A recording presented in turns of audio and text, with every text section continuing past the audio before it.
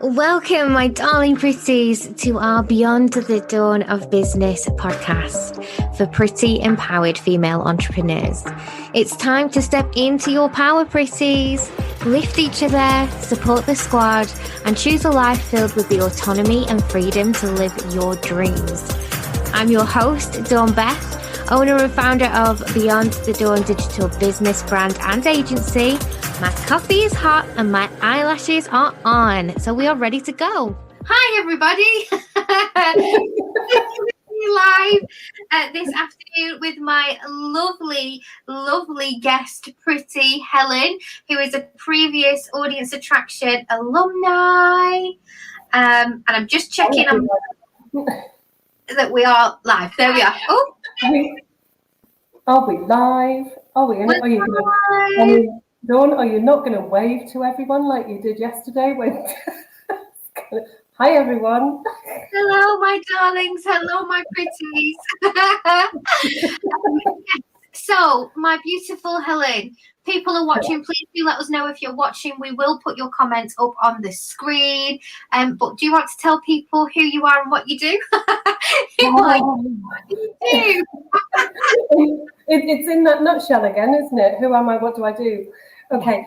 Hi, everyone. If you don't know me, I'm Helen, and I'm an emotional empowerment coach and therapist. And I work with, 4 areas. I work with adults who are wanting and needing to shift from emotional distress to emotional liberation and being in charge and in control of their lives with courage and confidence, and not being defined by all that emotional distress that they've been holding on to. So that's like anxiety, overwhelm, grief, loss, trauma, abuse. And I work with children as well. So that's another pillar of my business. So I work with children directly. And I have now said that it's okay to work with some children online. I hadn't up until recently, but I have been doing that. So it seems to be working. So I work with children and I help them with their emotional struggles.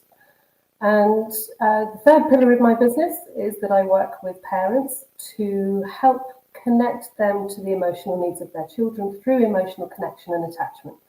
And so I work with parents internationally to do that. All of my business is international, actually. I'm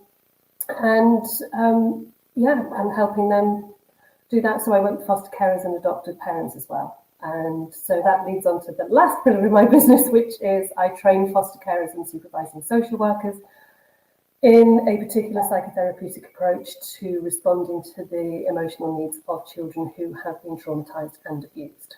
So there we go. That's my business. That's me. That's what I do. Basically, not a lot. Yeah, just a little bit. Just a little bit of stuff. A little bit of stuff I do.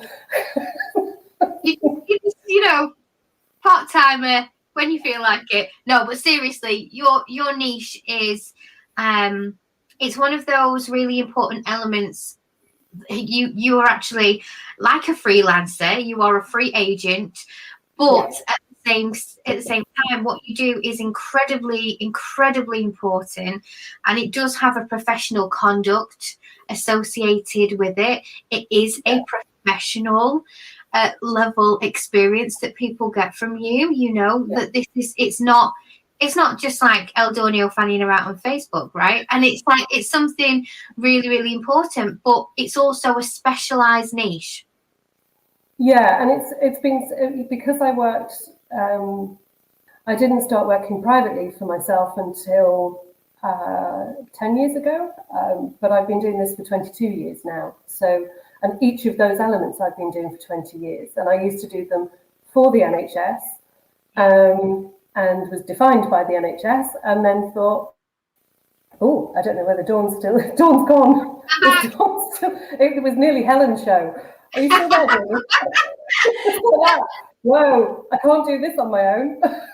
It went a bit funny, and then you froze, and then I went, and then I came back, and then you were okay again. It was like StreamYard went, let's just switch it off and switch it back on again. Yeah, see if that works. So I don't know actually where anybody heard up to, but I was just saying that because I used to do it for, I used to kind of be defined by the NHS, and when that element of what I worked in became a community interest company. So I was kind of, defined by all those policies, etc. But then, I left, it must be 12 years ago now, I left the UK to move to Greece and started to work privately. Yeah, so, really kind of one of the things, as a therapist, and, I define myself as an emotional empowerment coach, because actually that reaches more people as well. It's kind of important for people to feel that there's an engagement in that process as well, and that they understand what it is, and actually, I did wonder, emotional empowerment coach, is anybody going to get it? And actually lots of people love it, so I kind of went, okay, I'll keep it as that, because it is about emotional empowerment. It is about saying, you know what, you can be in control and in charge of your emotions, even when there's a shitstorm going on around you, excuse my language, but even when, and it doesn't matter what that storm is, it doesn't need to define who you are. So yeah, that's why I went on my own. That's why I was like, I'm going it alone. I love it. I love it. And the other thing is that I always feel about your work is that it's an element of skill that us crazy humans don't actually ever learn. Regulating our emotions and having a skill set, a toolbox about how we can do that, and how we can make ourselves feel better, and how we can handle some of the tougher times in our lives. It's like you get taught algebra, for instance, but then when do you use it? And then these important skills that actually relate to us as human beings are just completely missing from our childhood. We don't get those coping mechanisms. So I guess it's a really important area, of course, for the people who are struggling with actual trauma and all of those sensitive themes that you obviously are involved in, but also just in general, everyone could do with an emotional empowerment coach. Yeah, and it's why a pillar of my business is that parent work. It's that working with parents to help that emotional connection, because the foundation of emotional resilience in children, the foundational kind of core of that, is the parents. So how do you do that as parents? Nobody's teaching you to do it. There's handbooks on all sorts of stuff, but who's helping you with that emotional connection that then helps children to regulate their emotions when they're a little bit all over the place. So because I used to work in child and adolescent mental health as well, and I used to work with young children. So I used to work I started out working in an adolescent unit for an adolescent inpatient unit, and then was headhunted to go and work in a children's unit for 5 to 13-year-olds who were struggling with complex mental health issues. Now, you wouldn't expect that of a 5-year-old, but they are there. And actually, that's where my passion came about, of actually helping the parents first, because, you're there with them every day. You're there, responding and listening. And how do you hear a child when they're not saying something? And that's what I help parents do.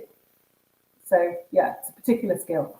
It's a real niche skill, and one that we've had a lot of fun over our time together, and really cultivating the right message for you to be able to share that publicly on social media, and also support that with your website and things as well. Yeah, it's certainly been tricky, and I think one of the first things I learned, one of the biggest lessons I learned straight out because up until 2 years ago, I didn't have a website. A lot of my work actually came word of mouth, and probably 90% of my work at that point was word of mouth. And so, when I designed the website, I kind of, I wrote it, and I was really excited, and then sent it out, and I was like, it was tumbleweed. And I was like, oh, what's wrong? And so I think, after doing Passion for Passive, as it was then, and really started to kind of look at that, and then got involved with you, Tawny, kind of started to rethink and kind of look at what I was writing. And I was certainly, like I've said before, I was kind of certainly writing not for not for anybody who needed it. It was like I was writing professional to professional. And so, that was really kind of when I had to start thinking about changing my language and really understanding what my audience needed to hear from me and what they needed to know in order to make a decision to work with me. And that was the biggest lesson, because if you'd have read my website 2 years ago, it's like reading a book. It's like people would have found it really. It was like reading a book if you're also trained in everything that I'm trained in. So it was like how not to gain an audience. Right.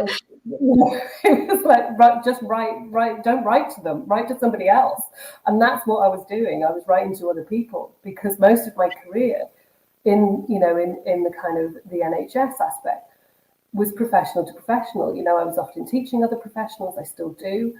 I mentor. I provide consultation. So I'm often speaking to other professionals, and I think that's where I got it wrong in the first instance. Was I wrote everything as though I was talking to another professional and not to the person who's struggling in the room, doesn't know how to get their words out, doesn't even know what to say, doesn't even know what they're thinking.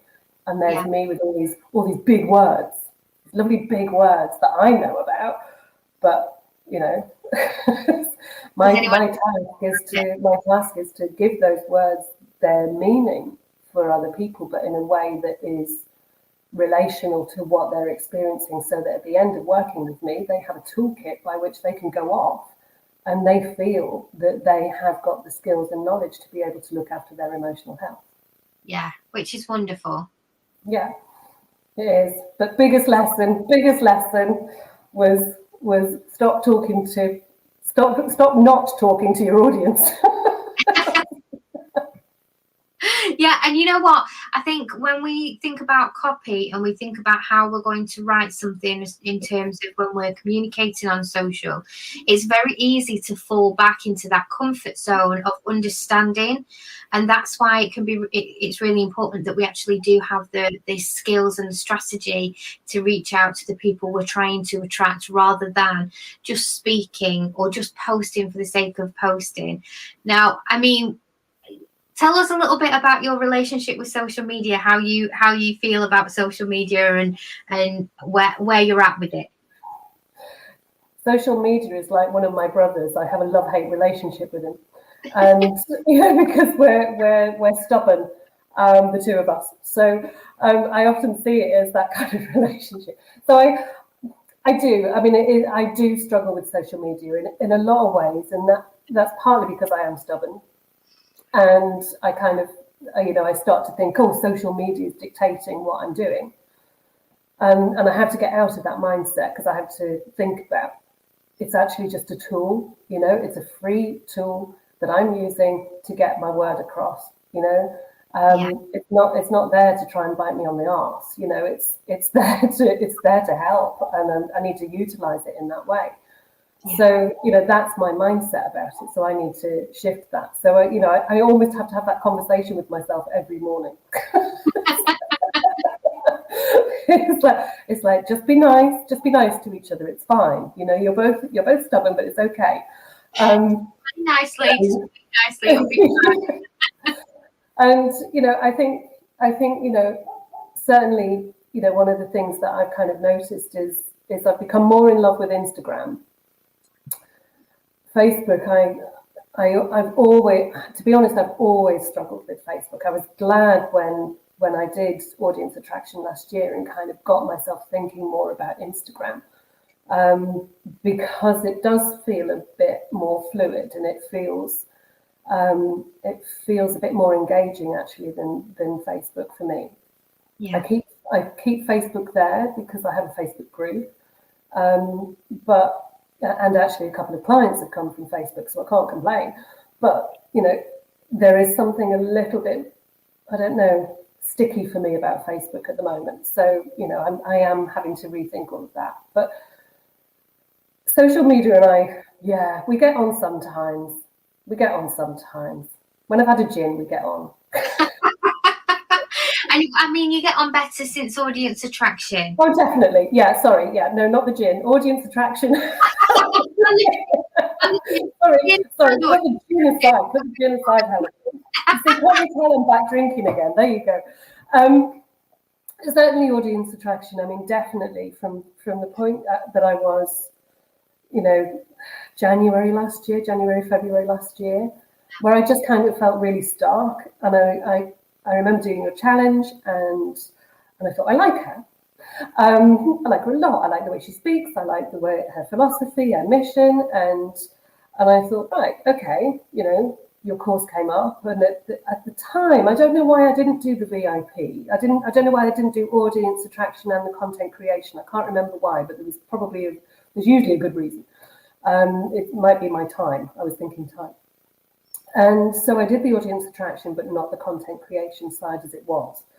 And from that, kind of started to understand, really, because I was also at a pivotal stage of clearly defining those 4 pillars, clearly trying to separate them all out. Yeah. And that's what the course enabled me to do, was really kind of step back, gain a perspective of my business and my audience, my clients, and how to speak to each of them. I haven't quite got it right yet with the parents. So that's another reason why I signed up this year again for VIP, because I feel like I'm in another evolving process. So yeah. And Audience Attraction, everything that's described about, and everything that I experienced last year and everything that's been added, I kind of feel that, actually, yeah, it's almost like it's going to become my yearly top up. I don't mind that. You can come on every year for me. I mean, to have you. I was over the moon when you said that you were coming on again. And I know we've had a lot of previous alumni jump back on this year, because with social media it is ever changing. It's it's an evolution.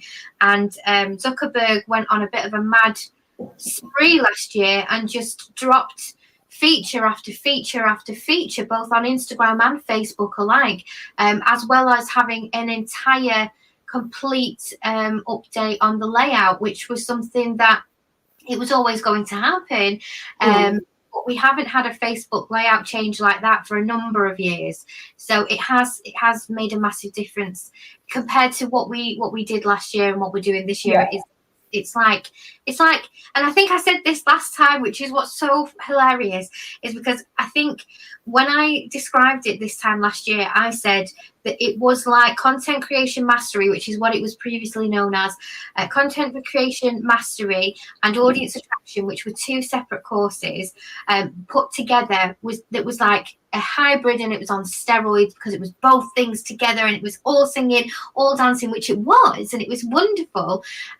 But then again, we've gone and done that again this year. This time they're not just coinciding, they've actually merged completely into one.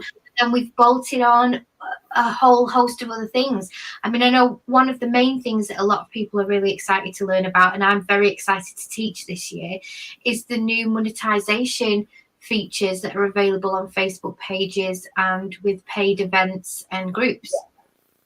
And I think that's the other part of the reason why I'm joining is I think I'm not utilizing Facebook well enough, because I'm not understanding all of the elements that can be used on a Facebook page and in my group.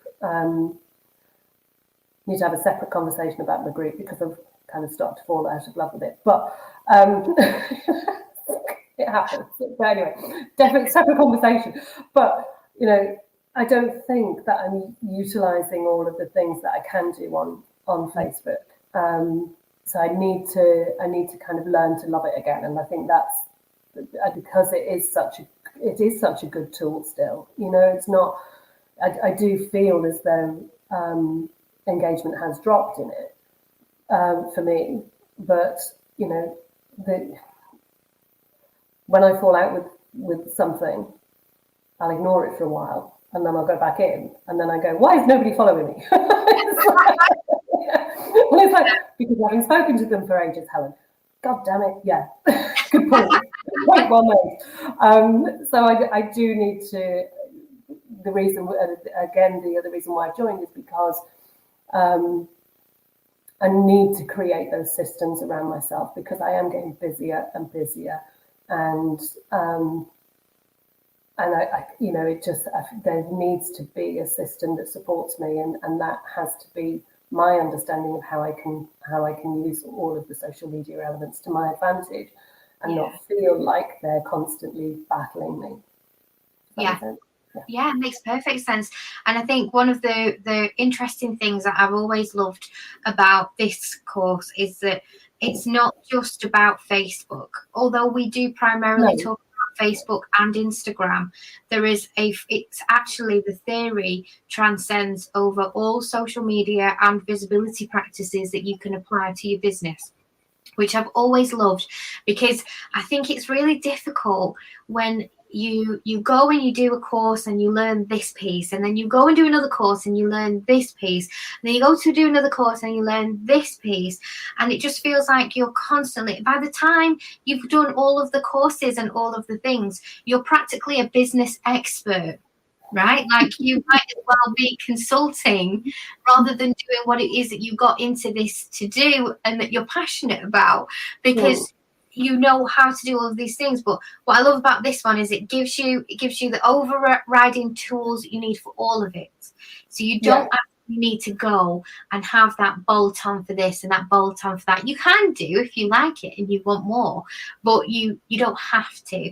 And it gives you enough insight so that even if you're only planning to run your own marketing, your own Facebook groups, your own Facebook pages and Instagram, even if you're only managing to do that, or you're only wanting to do that for the first year or two, then when you do outsource it and you hire somebody to do it for you, you absolutely know who and what you're hiring, because you have that knowledge, you have that understanding. Yeah. And that, sorry, go on. No, I was just going to say, it's a bit like how I think of how I work with people individually, that, you know, there is a core, I have a structure, but the detail is malleable, you know, and it's malleable to what they need, but there's a core component to it, and that runs right the way through it, like, you know, like the words on a stick of rock, and that's self-compassion. And so, because the cornerstone of self-acceptance is self-compassion. You can't have self-acceptance without self-compassion. So, you know, absolutely through the core of everything that I do is building people's self-compassion. But there are other elements, emotional intelligence and cognitive behavioral therapy and looking at cognitive distortions and all those kind of things that I start to add in to that program of support. So by the end of 12 sessions with me, people can go off with that toolkit and say, that's it, I've got it, you know? So that when they start to kind of, but what they have, even though they battle it, and I had a client say to me last week that she was really angry with me for making her think about self-compassion. And I was like, wow. But it was a really good conversation to have. But, you know, I've created something with all of those elements so that by the end of those 12 weeks, people feel skilled. And that's exactly the same as your training. It's you have to bring in all those elements, so at the end of it we can feel skilled enough to say, yeah, we can make the right decisions and the right choices as we move forward in our strategy and you know, in our businesses, and the conversations that we then have with other people about what we want them to do for us. Yes. And what we pay them for. You know, so that otherwise you're handing over stuff without knowing anything about what they're going to do. Yes. And one of the main core reasons why Audience Attraction was ever born, the first ever run of Audience Attraction that was done almost like a boot camp, actually, was done with some business owners that I knew that had come to me for social media management. We were a tiny, tiny, tiny little fish, tiny little agency then, right? And they'd come to us with accounts that had been mangled. Right. And they wanted us to take on the management of these accounts and to perform. And there was no possible way that we could give them the results that they wanted or you know, that they deserved with the accounts the way they'd been previously run. So I ended up doing this little boot camp of all of these business owners. I think there was literally 4 people, and it was just a case of trying to give them over a number of weeks a bit of information about what had gone wrong, what had been done incorrectly, and what needed to occur for them to get back up and running, which for all 4 of them was having to start again. Because there is nothing worse than bad management in social media land. It's chronic. And it's also chronic where, you know, in NHS land, I remember having to go in and redesign services, and I was commissioned to go in and redesign services and manage services through kind of deconstructing them and redesigning them. And so, you know, after a period of bad management. So I was always the person going in and doing that. So I was kind of having to undo bad management. Yeah. And this is the thing, right? So like we kind of realised that actually people need to know this. We had incorrectly assumed that small business owners did not want to get this involved. They wanted to outsource it. They wanted somebody else to handle it. Why would they want to spend the time learning it when they could pay somebody to just take it off their hands? And that was an incorrect assumption, which obviously now feels ridiculous to even speak out loud, because of course not. People, especially heart-centered businesses, people who possibly have a team of 5 or less, you know, those people who are running their own businesses almost solely, do want to know. They need to know, because it is the lower volume, higher quantity way of digital marketing. It's not getting 25,000 people, you know, just so that some mud sticks. It's actually knowing your people and attracting the right qualified leads, which is something that, I mean, for somebody who had done digital marketing to the degree I have, it was quite like a moment of realization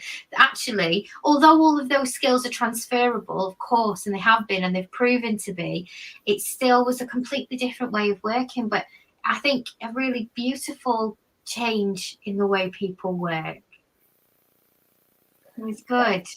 It is. I mean, you know, as somebody who, you know, a year ago, well, 13 months ago, you know, I had no idea of what I was needing to look at, you know, how I was needing to think about Facebook and Instagram.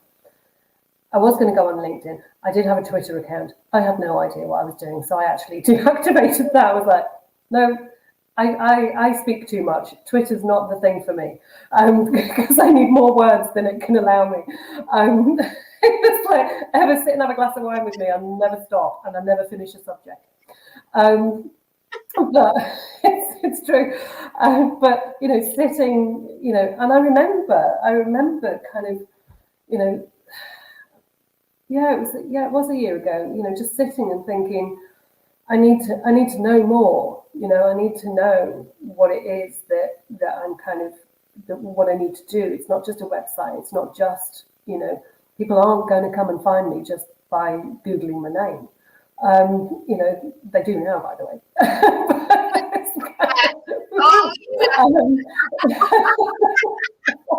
But, you know, yay for SEO on website. But, you know, all of those things. I mean, I sit and talk to my husband now, and I was talking to my web designer the other day, and my husband was in the background.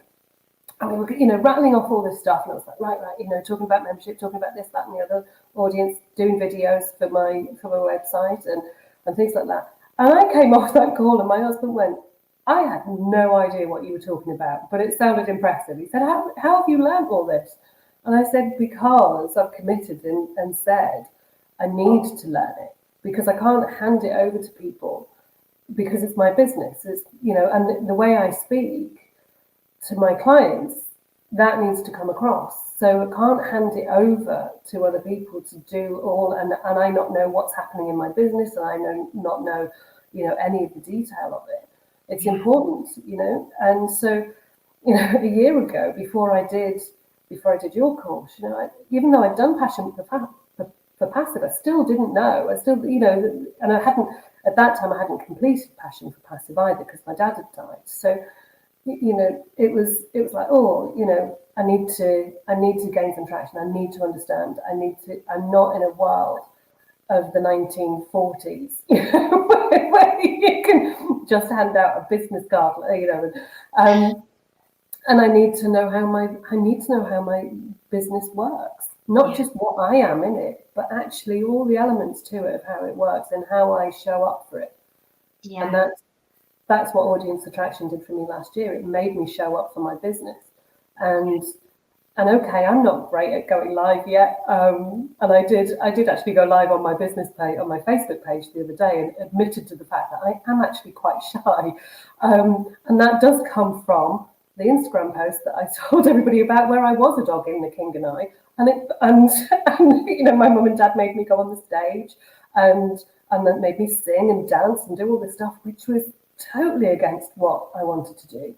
Yeah. I wanted to go swimming, you know, I wanted to play badminton. I loved all of that. But my mum and dad were like, oh no, we're all into theatre, everybody on the stage, you know. And it was it was like this absolutely terrifying, anxiety provoking. And I was not a great dancer, I'm going to be honest. You know, I can sing, but I wasn't a great dancer. So all of that anxiety was just flood in. You asked me to go live on my page. What are people thinking? Well, actually, does it matter what they think of how I look, how I sound? You know, if they're not going to buy from me? No. You know, yeah.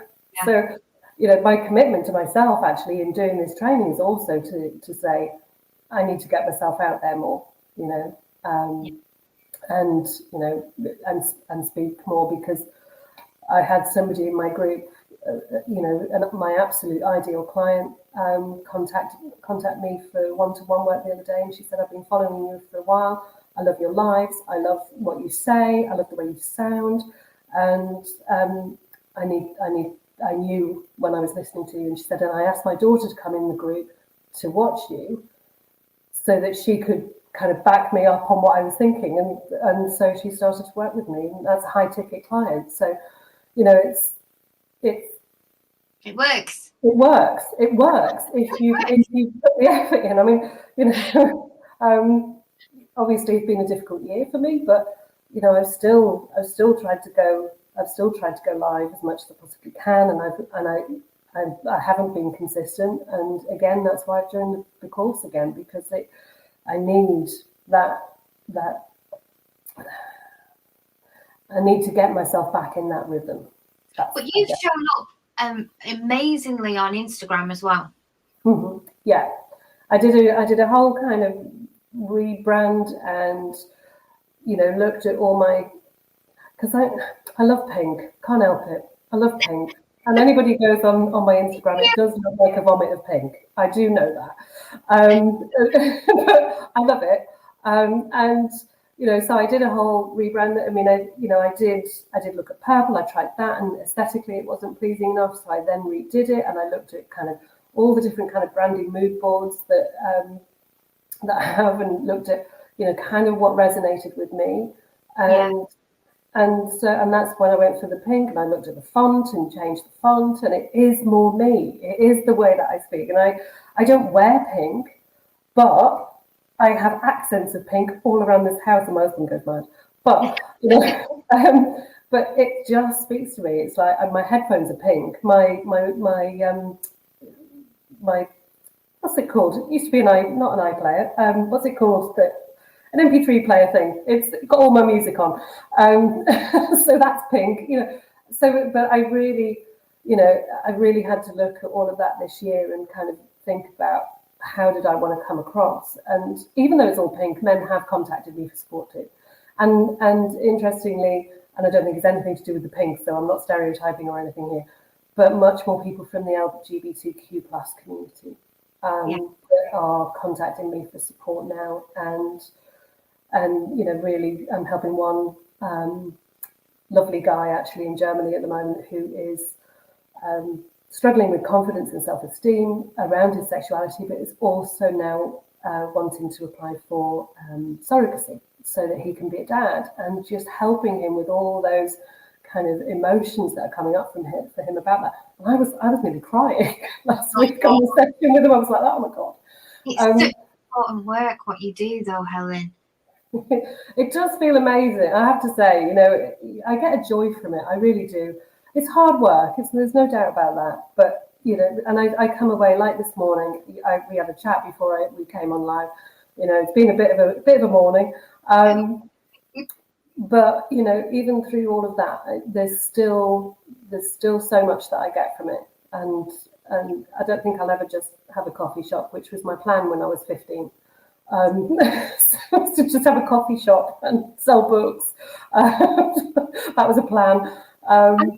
It's a solid plan. I love it. But yeah. Well, I've got a 20-year plan, and which my husband was very, very impressed with. That I now have a 20-year strategy. Who knew I would do that? But you know, it is. You know, what I'm saying is, you know, you start getting the right message. You start presenting yourself in the way that you actually are, your truth and your integrity and your vibrancy and your humor and everything else, and you speak in the right way, and you don't use other people's voices, you don't use other people's words, you use your own. Then you get your message across, and then the people will say, that's who I want to work with. You know, yeah. I do turn people away, you know, because I realize after the discovery call, I'm not the right fit for them. I would never take their money and say, yeah, I can help you. You know, yeah. I always say to them, I don't think I'm the right person for you, and these are the reasons why. Let's have a think about where you might get that support from. So, you know, I think you have to be honest. You have to speak your own truth, and you have to be honest and show integrity around that. And if you've got that running through your social media, then people will recognize that. Yeah.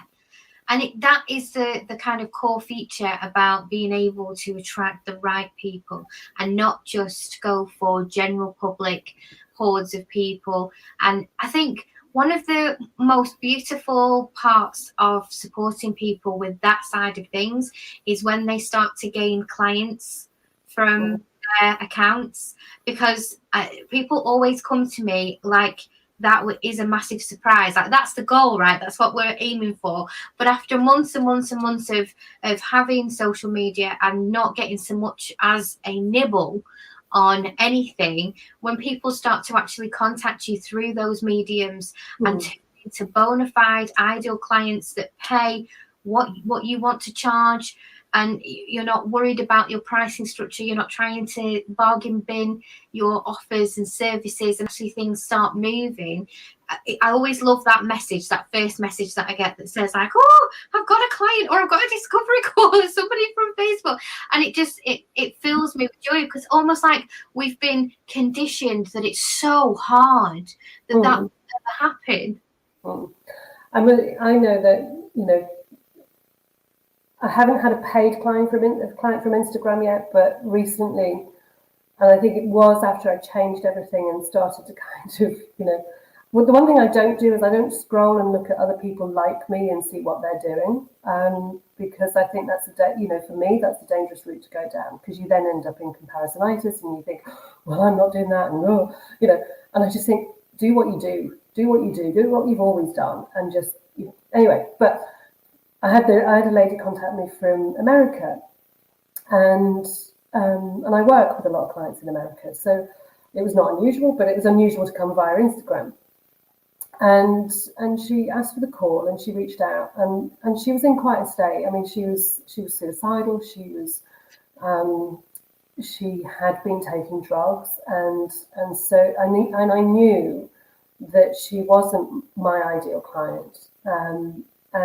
But I helped her find where she could get that from. And I think, you know, that then led to her sharing, you know, my page with other people that she knows, and, you know, then them kind of commenting, and, you know, it leads, you know, you show that you're not, even if they're not your ideal client. And with me, I would never say to someone, oh, you know, you're suicidal. No, you're not for me. I do work with suicidal clients, but hers was slightly different, and she needed somebody there. And, you know, I would never say, oh, no, you're not for me, right? try someone else. What actually is there around you? And I think I hope that's what comes across in the way that I write, is that, I just want to help. I just want to help people. And even if I'm not the right person, I'll still try and link them in with the person that is. Because it's their emotional and mental health that we're talking about. And that's where sometimes I kind of struggle with social media, because of that ethical issue for me about making sure that my page isn't a self-help page, that it's, it is very much, I do provide tips, I do provide, prompts and things like that. But I hope I know actually there's a core thread through it in each of my posts, which is, if you need direct one-to-one support, then you need to contact me. Let's have a conversation. Yeah. And, they don't just, I don't want people thinking, well, that post, if I follow all of that, then I'm going to feel better again. No, it's helpful, but it's not going to take away what you've experienced and how you need to move forward from it. Yeah. Yeah. So for me, that's where, I've had to do a lot of thinking about that this year around that ethical issue. From a therapist point of view, we are conditioned, if you like, to be careful around those kind of things. It is part of our registration and our professional ethics and things like that. So yeah, we do have to be a bit careful. And your strategy is a bespoke one, isn't it? We couldn't use a blanket swipe file for you, because there are so many sensitive themes. There are so many ways that we could possibly attempt to educate, and in fact more harm than good. That this is a real good example of how audience attraction doesn't give you that bog standard kind of beige background. We're not giving swipe files, we're not giving awareness days. We're actually giving you the tools so you can build what works for you within your niche, because it would be wrong to try and apply certain measures to every single area, every single niche. It doesn't work that way. No. And that was I think where my initial struggle was when I first kind of introduced myself to social media from a business perspective. I'd always used it. I'd always used Facebook personally and Instagram personally. I haven't looked at my personal Instagram page for months, if not probably years. And my Facebook page, I share the occasional update on when the vaccine might be happening in France. But who knows? But I always make sure that I don't filter my business stuff into my personal page, because my friends and family aren't my ideal client. And I don't necessarily want them following me on my business page. It's nice and supportive, but hey. But up until a year ago, when the social media had been much more personal for me. So then to try and think about it in a business way that fits with all those pillars of my business, the way that I think, the way that I work with people, my relationship with people and how I connect with them, getting that message across. I'm so glad for Audience Attraction last year, because I don't know that I would be in the position that I am now if I hadn't have done it last year. Yeah. And using, the training again this year, and how it's grown to help me grow more. That's how I see it. I'm kind of on this journey with Audience Attraction. I'm on this journey with Audience Attraction. It's become part of my strategy, Dawn. That's what it's become. It's become a core element of my strategy is to remain with Audience Attraction, because the one thing that we know is that social media will constantly be changing, and we have to evolve with it. And if we don't, then we're still going to be speaking and thinking and talking in the same way on it that doesn't meet with how we actually want people to hear us. Yeah, agree.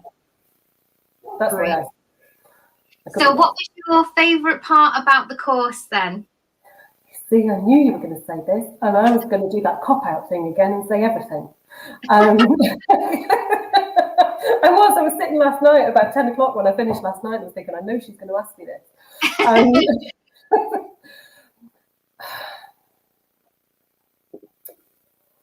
Oh, it's such a good question because it's so amazing. It throws, because it's like saying who's your favourite child, and I don't have kids.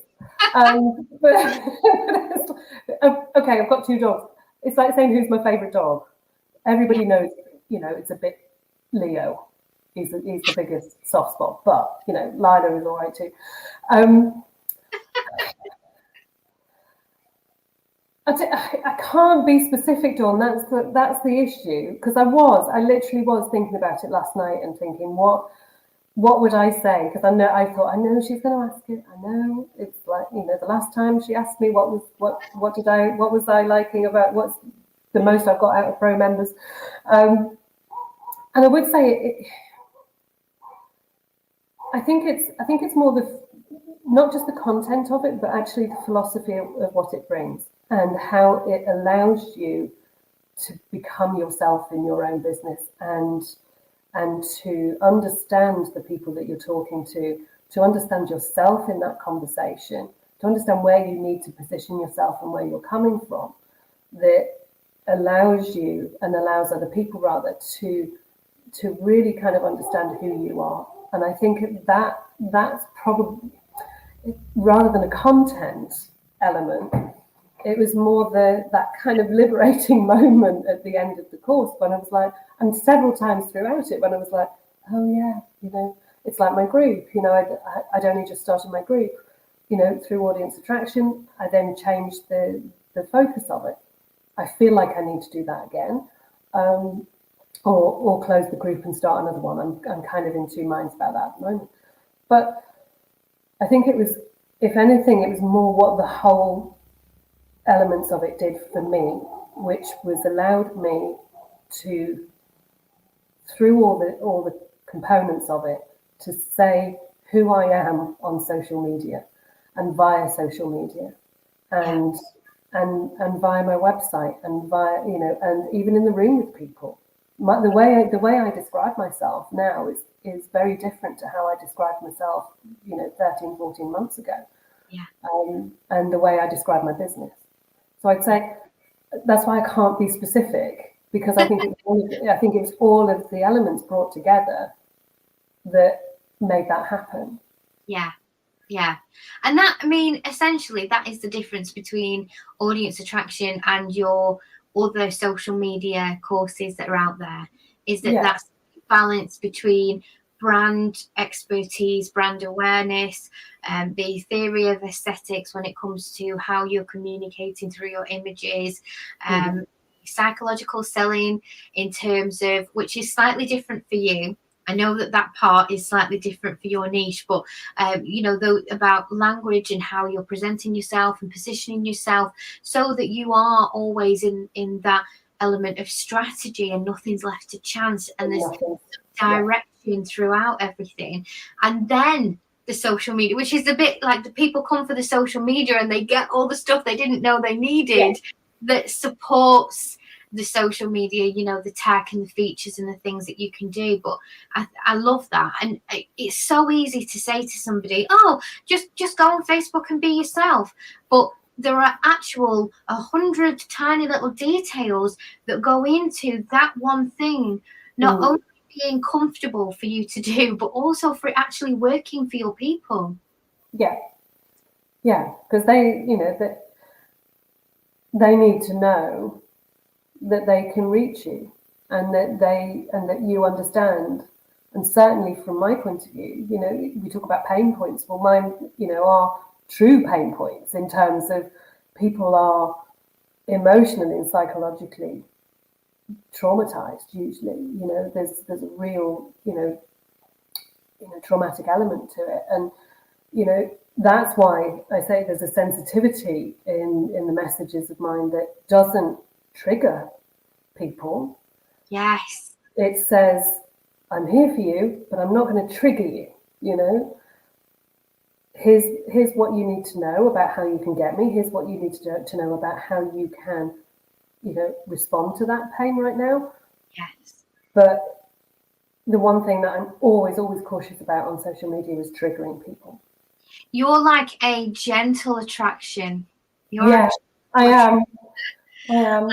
But I would probably say that a lot of the teaching throughout the course allow a slightly more relaxed, and that's why I called the challenge relax and retract and attract.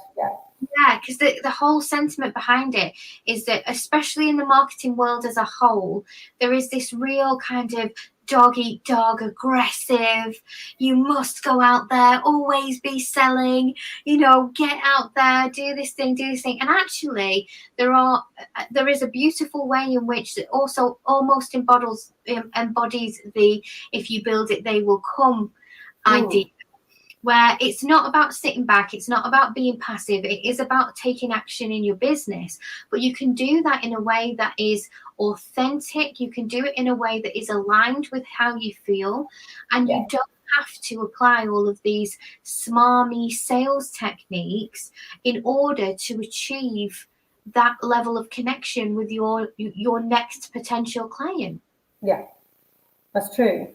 And you're right. I do approach it more gently. It's gently attract, because I couldn't, it wouldn't sit comfortably with me if I was aggressive with it, No. And kind of in people's faces with it. I kind of feel as though, the fact that, somebody contacted me, as a potential client tells me I'm getting it right. Whether I took them on or not is neither here nor there. In some respects, it's the fact that they reached out and felt that they could based on my content.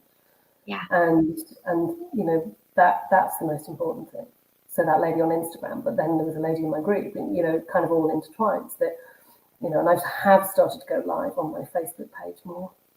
Kind of try and do a Wednesday live. But haven't quite got the timing of that right, because I can't get my head around the business suite, which is the other reason. Because that's one of the additions to this year's training. Don't you worry. In just weeks, I will be taking you all the way through business suite and creator suite. I'll show you all of those brilliant back of house areas, my darling. So you won't have to worry about any of that. But I asked this of Emma yesterday, so I'm going to ask you so that I'm consistent with my questions. What do you think your business would be like now had you not taken the leap this time last March? That's kind of what Emma did too. It's a hard question, that one, right? It is.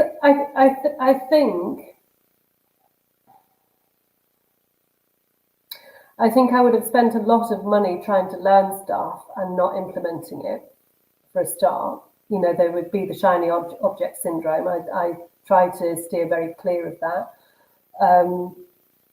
because people try to sell to me all the time. It comes into my DMs, into Instagram, and into my inbox and in my emails.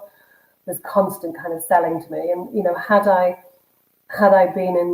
not done this last year and been in your group, I think I probably would have gone, oh yeah, just reach for anything that might help me, and then, oh, hang on, I'm skinned. It's like, I've got no money and I've had one client in 12 months. That's kind of probably where I'd be, and probably would have given up. If that were the case, I probably would have stopped and thought, okay, I'll invest my money then in the coffee shop. But I think, let's be honest, that if I'd only had one client in a year and spent all my money on courses that didn't work, because I was expecting them to do everything for me, then I'd probably have failed, and be wondering why without taking a look at myself. What Audience Attraction does is it actually makes you look at yourself too. Yes. And it asks you to look at yourself in your business and what you're saying and what you're doing. Yeah. And that's why it's worked for me this year, amongst other strategies. But it's worked for me this year and catapulted my business way bigger than I had expected it to.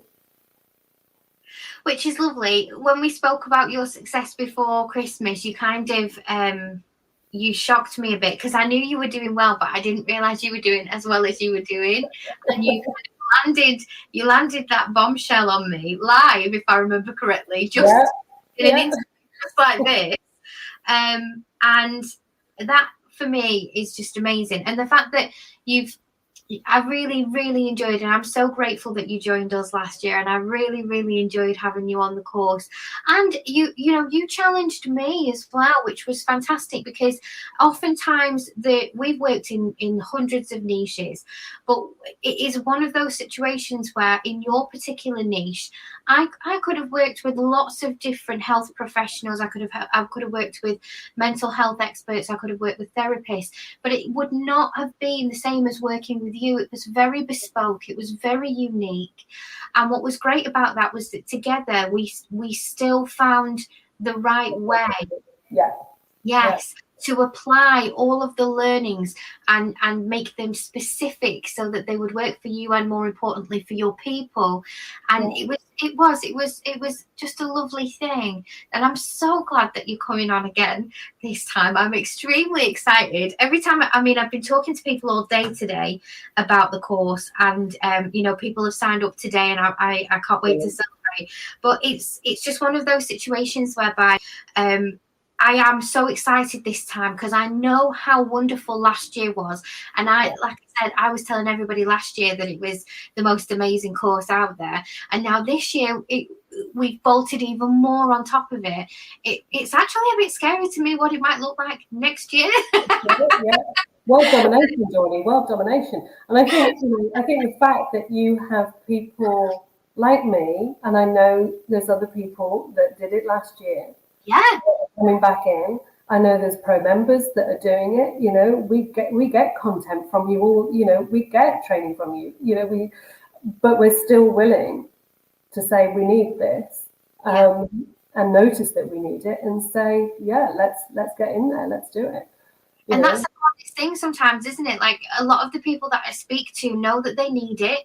They agree that they are completely dedicated to the business and being successful. They know exactly where they want to be in 12 months' time, and that often includes a full group of engaged potential clients and/or lots of followers on Facebook and Instagram that they can reach out to and talk to and communicate with, and are often looking to launch within 12 to 24 months. But then when it comes to actually investing in themselves,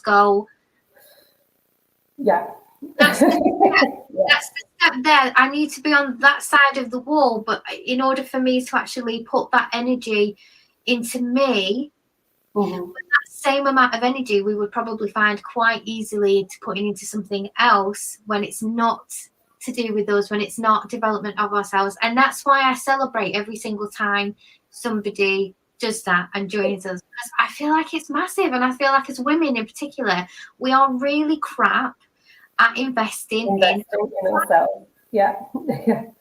And to invest in ourselves soundly, rather than, like I said, with chasing the shiny object, kind of fear of missing out, of, oh gosh, that looks great, but actually investing in ourselves with clarity, and being able to sit and think rationally with a perspective on ourselves and our business, and say, that's the training that I need, because I understand where my business is, I understand where I am with it, and I understand where I need to go with it, and that's what's going to give me that, not the 300 DMs that I'm getting telling me that I can do this. And if I just invest this amount of money, I will catapult myself, and it's like, oh yeah, because that doesn't work, because that's not bespoke. It's not you then in your business doing what you need to do. So investing in yourself with clarity of your business, clarity of where you are within it, clarity of who it is that you're wanting to talk to, and who it is that you're wanting to attract.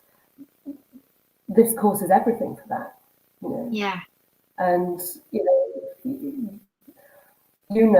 well as I do, that I posted in the group, I think after the first week in January, and said, my big win the first couple of weeks of January was that I had made in those 2 weeks what I earned in 2019. Yeah. And it's like, then you say, right, where do I go from there? And that's when I sat and wrote a 20-year strategy plan, which undoubtedly will change a little bit. Honestly, the vision at the end of that 20 years is fantastic, by the way. but you know, you have to sit with that and say, right, I've done that. Where do I want to go from here?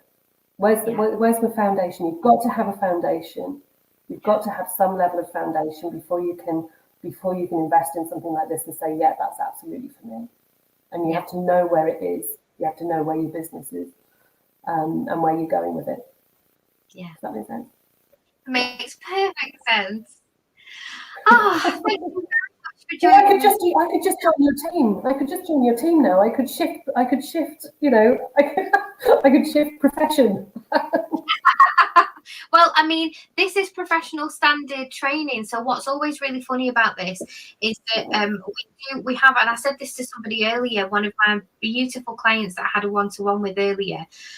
We have had previous people come and buy this course and come on it anonymously, and sometimes jump on the calls with no camera on. Occasionally they'll buy it and they'll only watch on rewatch, and that's because they're social media managers and they want to learn, but they don't want people to know that I'm the one that's taught them, because they don't want people to frog them and come, because obviously the agency, we still have social media management, we still cover those services, and I get that, and I've always allowed those people on because it is professional standard training.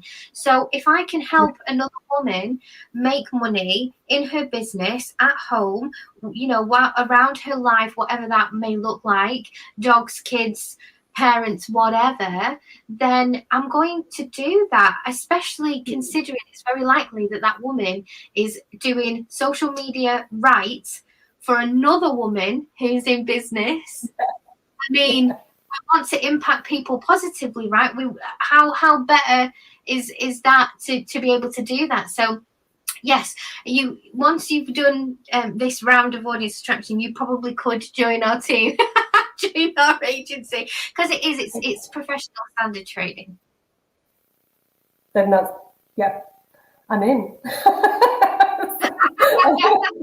I change of profession, but it is, you know, I know we've got to go, but it is actually one of the things that everybody that works with me says, that by kind of 3/4 of the way in, they turn around and they say, well, I could become a therapist now with everything that you told me, with everything that I now know about myself. And it's the similar, you know, no, they can't, but you know, it's a similar thing that you've got. It is a professional standard that you teach to, and that's why it's different to other things that are shiny objects, and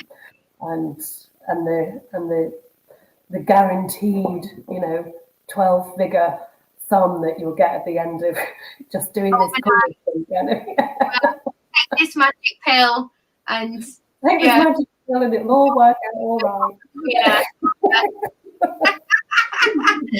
Yeah, absolutely. I mean, and I do appreciate the shiny object syndrome. And you know what? There were a couple of people who were truly, truly interested in pro members before Christmas, who actually messaged me and said, I'm not going to join because I know that I do that. And I have shiny object syndrome, and I want to make sure that this isn't that.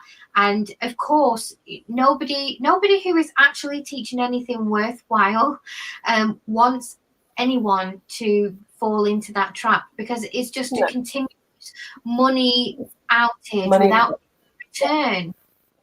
Yeah, which unfortunately, you know, there are some people out there making a living on, but it's totally out of alignment with who we are, with our level of integrity.